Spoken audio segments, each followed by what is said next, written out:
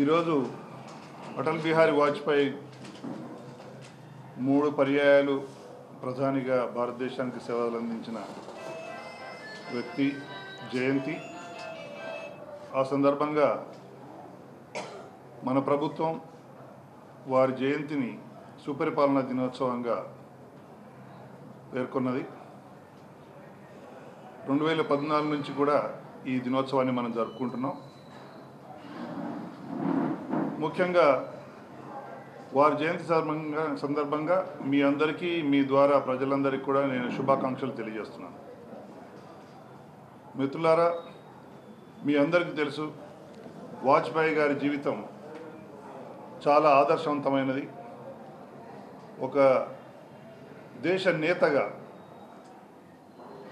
ఒక రాజకీయవేత్తగా ఎలా సేవలు అందించాలో ప్రజలకి సమాజానికి దారి చూపిన వ్యక్తి అటల్ బిహారీ వాజ్పేయి గారు. ముఖ్యంగా సుపరిపాలనా దినోత్సవాన్ని జరుపుకుంటున్న సందర్భంలో మనం గుర్తు చేసుకోవాల్సిన విషయాలు ఏంటంటే, ప్రస్తుత ప్రధాని నరేంద్ర మోదీ గారి నాయకత్వంలో భారతదేశం అభివృద్ధి పరంగా పెద్ద పెద్ద అంగలు వేస్తోంది. ఈ వేస్తున్న క్రమంలో వాజ్పేయి గారి యొక్క స్ఫూర్తిని తీసుకొని వారి అడుగుజాడల్లో నడుచుకుంటూ సుపరిపాలనను కొనసాగిస్తుంది బీజేపీ నరేంద్ర మోదీ గారి నాయకత్వంలోని ప్రభుత్వం.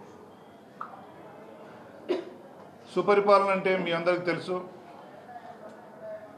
పారదర్శకత్వం, నీతివంతమైన పరిపాలన, సాహసోపేతమైన నిర్ణయాలతో నాయకత్వం, ఆదర్శవంతమైన జీవితం, జవాబుదారీతనం,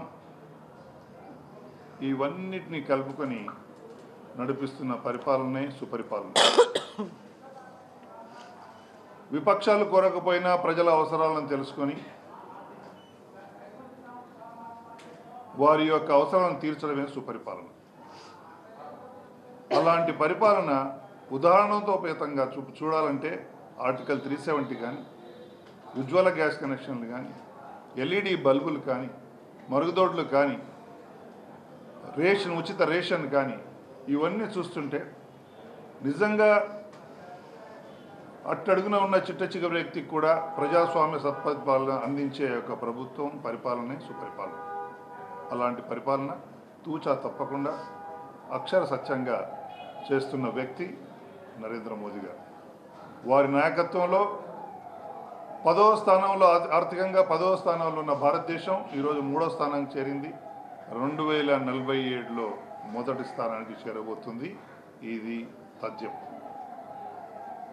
ఎందుకంటే జీడిపి గ్రోత్ రేట్ను చూస్తుంటే ప్రపంచ దేశాలు, IMF, వరల్డ్ బ్యాంక్ అన్నీ కూడా విస్తుపోతూ వాళ్ళు ప్రశంసలతో మనం ప్రధాని గారిని ముంచెత్తిపోస్తున్నారు.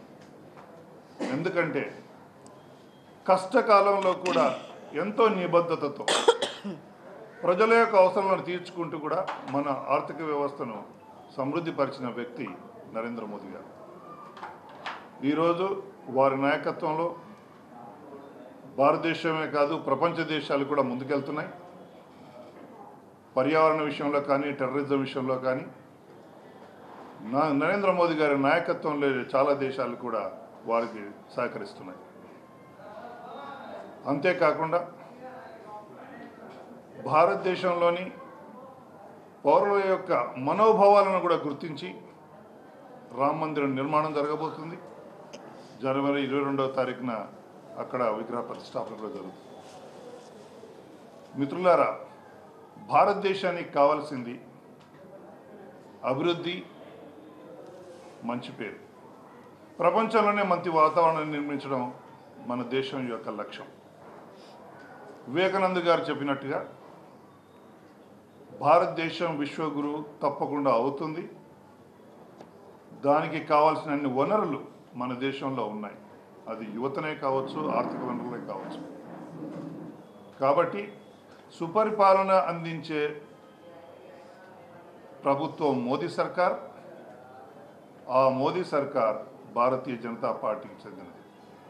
కాబట్టి ప్రజలందరూ ఇది గమనించి ఇలాంటి సుపరిపాలన కొనసాగాలంటే భారతదేశం అభివృద్ధి చెందాలంటే, భారతదేశం విశ్వగురు కావాలంటే మళ్ళీ భారతీయ జనతా పార్టీని గెలిపించాలని మన మాజీ ప్రధానమంత్రి అయినటువంటి వాజ్పేయి గారి 99వ జయంతి సందర్భంగా సుపరిపాలనా దినోత్సవాన్ని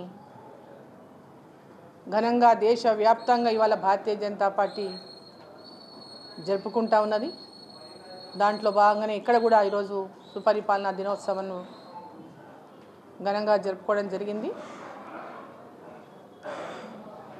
మరి వాజ్పేయి గారి యొక్క స్ఫూర్తితో వాజ్పేయి గారు ట్రాన్స్పరెంట్గా ప్రజాస్వామ్యబద్ధంగా ఈ దేశం యొక్క ప్రజల అభివృద్ధి లక్ష్యంగా, దేశ అభివృద్ధి లక్ష్యంగా, ప్రజల సంక్షేమమే లక్ష్యంగా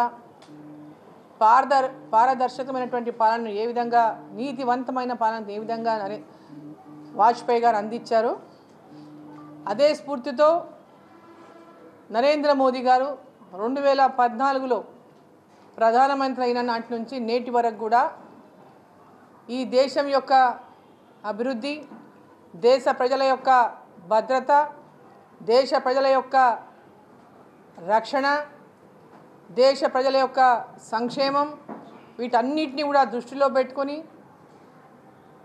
భారతదేశం యొక్క కీర్తిని ప్రపంచ దేశాలన్నింటిలో ఇవాళ చాటి చెబుతూ ఒక గొప్ప నాయకత్వాన్ని ఈరోజు భారతదేశానికి అందిస్తూ భారతదేశంలో ఉన్న ప్రజలంతా కూడా గర్వపడే విధంగా ప్రపంచ దేశాల్లోనే భారతదేశం యొక్క కీర్తిని పెంచినటువంటి నరేంద్ర మోదీ గారు ఇవాళ సుపరిపాలన తాము ప్రధానమంత్రి అయిన తర్వాత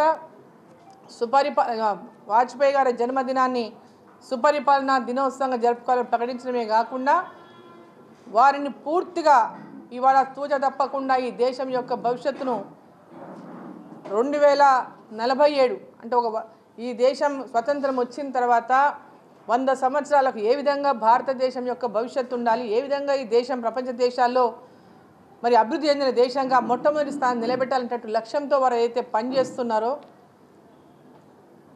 ఈరోజు ఒక దీక్షతో భారతదేశం యొక్క అభివృద్ధి లక్ష్యంగా ఒక దీక్షతో వారు ఏదైతే ఈరోజు పనిచేస్తూ ఉన్నారో, చక్కటి పరిపాలన ఈరోజు అందిస్తూ ఉన్నారో, సుపరిపాలనను అందిస్తూ ఉన్నారో, మరి నరేంద్ర మోదీ గారు మరి 10 సంవత్సరాలుగా ప్రధానమంత్రిగా ఈ దేశాన్ని పాలిస్తూ మొన్న జరిగినటువంటి 5 రాష్ట్రాల ఎన్నికల్లో కూడా 3 రాష్ట్రాల ఎన్నికల్లో అపూర్వమైనటువంటి విజయాన్ని భారతీయ జనతా పార్టీని సాధించుకున్న నేపథ్యంలో వచ్చే పార్లమెంట్ ఎన్నికల్లో మరోసారి మోదీ సర్కార్ మూడవసారి ఖచ్చితంగా మళ్ళీ నరేంద్ర మోదీ గారు ఈ దేశానికి ప్రధానమంత్రి అవడం ఖాయమైనటువంటి విషయాన్ని కూడా ఈ సందర్భంగా నేను తెలియజేస్తా ఉన్నాను.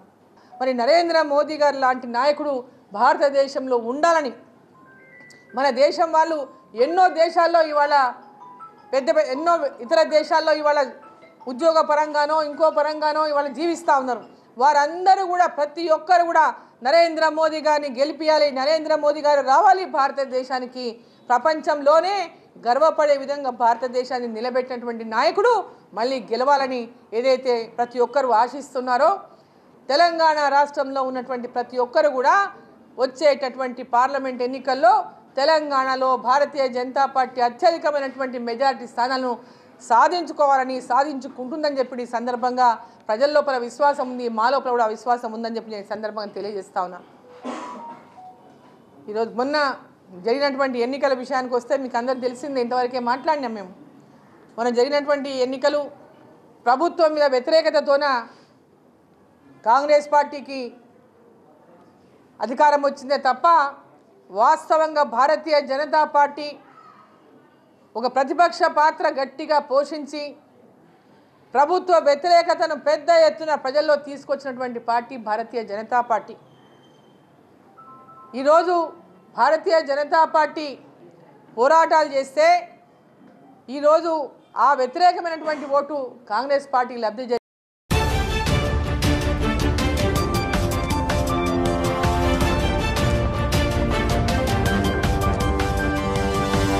Audio Jungle.